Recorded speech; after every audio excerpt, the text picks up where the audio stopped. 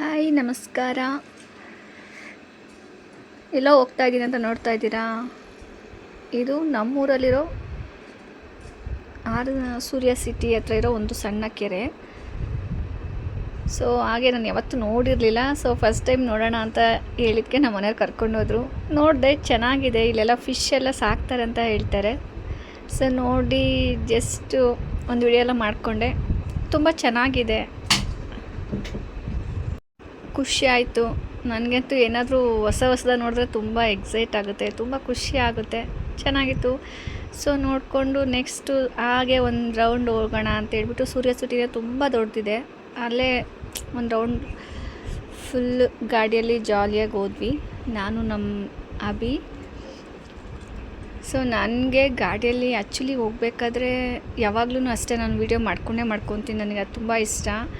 So video ಮಾಡ್ಕೊತೀನಿ, ಕೆಲಸ reels ಮಾಡ್ತೀನಿ. ಇವಾಗ ಏನು ರೀಲ್ಸ್ ಮಾಡ್ತಾಯಿಲ್ಲ, ಜಸ್ಟ್ ಒಂದು ವೀಡಿಯೋ ಮಾಡಿಕೊಂಡೆ. ಅಂದರೆ ಇವಾಗ ನನಗೆ ಅನಿಸುತ್ತೆ ಕೆಲವೊಂದು ಸರಿ ಡೈಲಿ ಹೋಗ್ಬೇಕಾದ್ರೆ ಏನಾದರೂ ಒಂದು ವೀಡಿಯೋ ಮಾಡಿ ಹಾಕೋಣ, ಡೈಲಿ ಲಾಗ್ ಥರ ಅಂತ ನನಗೆ ಅನಿಸುತ್ತೆ. ಬಟ್ ಕೆಲವೊಂದು ಸರಿ ಅದು ಮಾಡೋಕ್ಕಾಗಲ್ಲ, ಟೈಮ್ ಸಿಗೋಲ್ಲ, ಕೆಲವೊಂದು ಸರಿ ಬ್ಯುಸಿ ಇರ್ತೀವಿ. ಸೊ ಹಾಗಾಗಿ ಬಟ್ ಸಮಯ ಸಿಕ್ಕಾಗೆಲ್ಲ ನಾನು ಖಂಡಿತ ಮಾಡ್ತೀನಿ.